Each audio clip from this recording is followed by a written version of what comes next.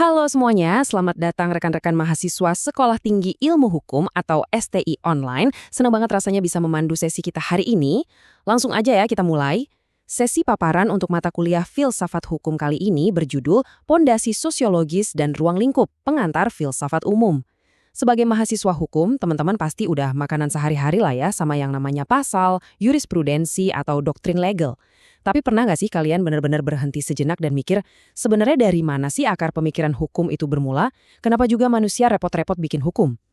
Nah, materi yang disusun khusus oleh tim penyusun kurikulum program studi ilmu hukum STI Online ini bakal ngajak kita menyelami akar filosofis tersebut. Kita bakal bedah bareng-bareng apa itu hakikat kebijaksanaan dan gimana sejarah pemikiran manusia itu pelan-pelan ngebentuk hukum yang kita jalanin sekarang. Oke, ini dia agenda atau peta jalan kita hari ini. Kita bakal mulai dari ngebahas ruang lingkup filsafat secara umum, terus membedah makna dari kata Sofia, lanjut ngeliat pandangan para ahli dan sejarah perkembangannya, habis itu kita bakal masuk ke pondasi sosiologisnya di era modern dan pastinya ditutup dengan referensi pustaka. Alurnya logis banget, dari konsep yang ngawang-ngawang dan abstrak, pelan-pelan kita tarik ke penerapan yang bener-bener nyata di masyarakat.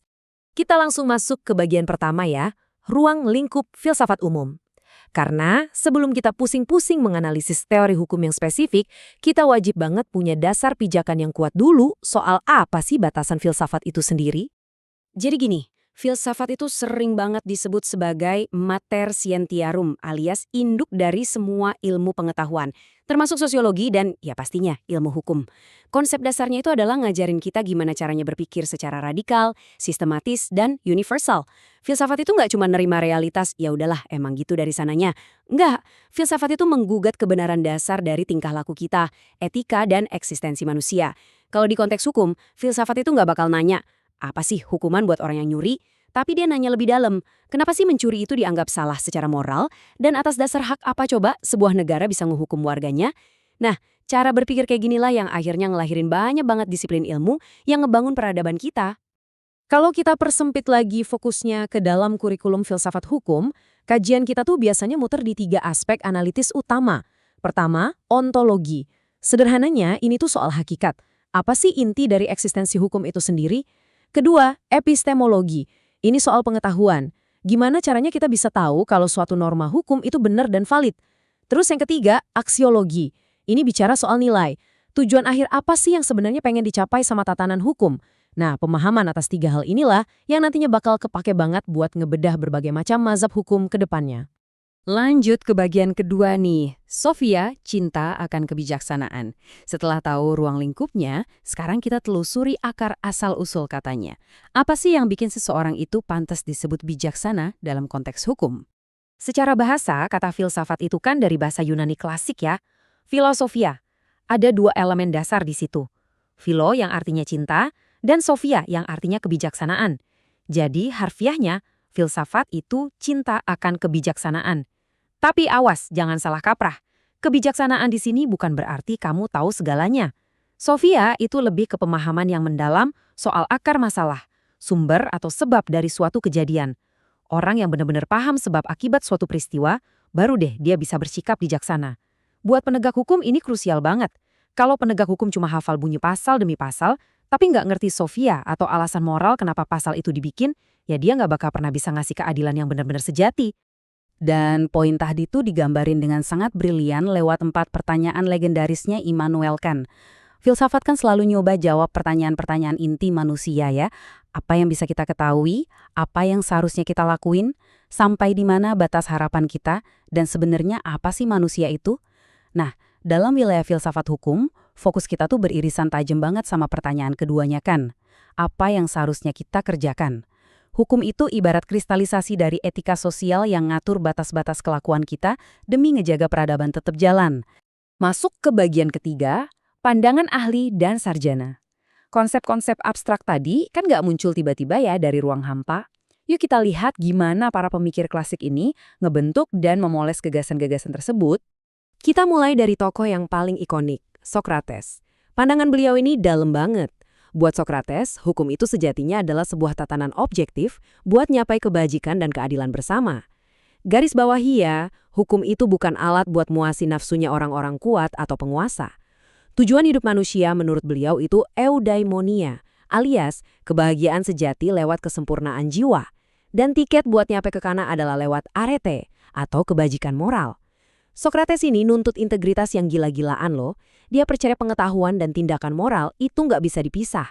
Makanya, dia lebih milih dihukum mati daripada harus kabur dan melanggar hukum negaranya sendiri. Segitunya beliau ngejaga muruah hukum. Tapi yang menarik, muridnya Sokrates, yaitu Plato, punya pandangan yang agak beda nih. Plato emang setuju soal kebijaksanaan, tapi dia lumayan skeptis kalau tiap individu itu bisa mencapai kesempurnaan jiwa sendirian. Bagi Plato, keadilan itu cuma bisa bener-bener kejadian di sebuah negara ideal yang dipimpin sama elit yang super bijak, yang dia sebut filsuf raja. Plato ngasih warning keras banget. Keadilan itu bisa aja jalan walau hukumnya nggak rumit, asal penguasanya bijak.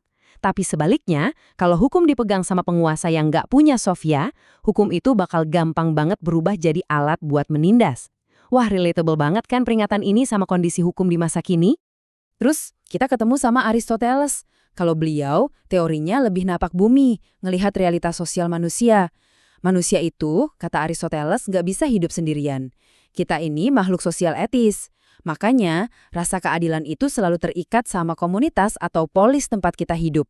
Beliau nekenin banget, tanpa adanya aturan hukum, manusia tuh gampang banget berubah jadi liar, dikuasai sama naluri alamiahnya.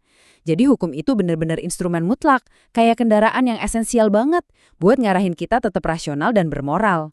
Lanjut ke bagian keempat, sejarah perkembangan filsafat hukum. Tadi kita udah lihat ya, betapa moralisnya pemikiran tiga raksasa klasik. Tapi dunia kan terus muter. Nah, mari kita lihat gimana cara pandang manusia terhadap hukum ini bergeser dari zaman ke zaman. Coba kita tarik garis waktu sebentar. Di abad ke-5 sebelum Masehi, fokusnya Yunani kuno itu ke logika, alam, dan etika bernegara. Terus masuk ke zaman pertengahan di abad ke-15, filsafat dan hukum itu ibarat nempel banget sama dogma agama. Kebenaran hukum diukurnya murni pakai kacamata teologis. Lompat ke zaman modern, abad ke-18, masa Renaissance dan pencerahan, orang mulai misahin hukum dari urusan agama. Fokusnya beralih ke rasionalisme dan sains sekuler, dan disinilah cikal bakal hukum positif negara mulai muncul. Nah, sekarang di abad ke-21 atau zaman kontemporer, situasinya makin ruwet. Kita ada di era yang penuh skeptisisme. Filsafat zaman now lebih sibuk mempertanyakan eksistensi kebenaran yang absolut, mengkritik tata kelola pemerintahan, dan nyari-nyari di mana sih letak keadilan di tengah sistem sosial ekonomi yang gampang banget goyah. Berangkat dari rasa skeptis di abad ke-21 itu, kita masuk ke bagian kelima. Pondasi sosiologis filsafat hukum. Karena kita butuh kacamata baru. Nggak bisa lagi cuma ngomongin teori-teori murni tanpa ngelihat kenyataan pahit di lapangan. Kalian pernah dengar perumpamaan sekelompok orang buta yang disuruh nebak gajah nggak? Analoginya gini, yang megang belalai bakal bilang gajah itu panjang kayak ular. Yang megang gading bilang gajah itu tajam kayak tombak. Nah, hukum itu persis kayak gajah tadi. Sangat kompleks. Pengalaman dan definisi orang soal hukum bakal beda-beda banget, tergantung dari status sosialnya, budayanya, atau bahkan tebel tipis dompetnya.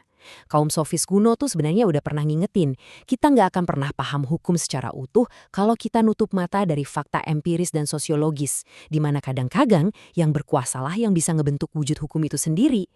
Makanya penting banget buat kita misahin dua pendekatan utama di sini. Ada yang namanya filsafat hukum normatif. Ini fokusnya nyari tahu apa yang seharusnya. Dia ngurumusin teori moral ideal, warisannya Sokrates banget lah pokoknya.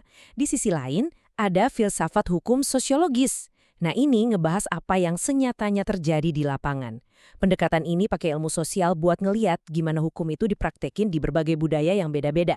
Buat kita-kita yang lagi belajar hukum hari ini, tuntutannya berat loh. Kita dituntut gak cuma jago ngapalin pasal secara normatif, tapi juga harus peka sama dampak sosiologis pas aturan itu dijatuhin ke masyarakat.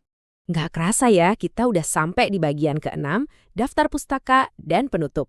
Perjalanan kita lumayan panjang tadi, dari bedah kata kebijaksanaan sampai ke realitas hukum sosiologis yang penuh intrik.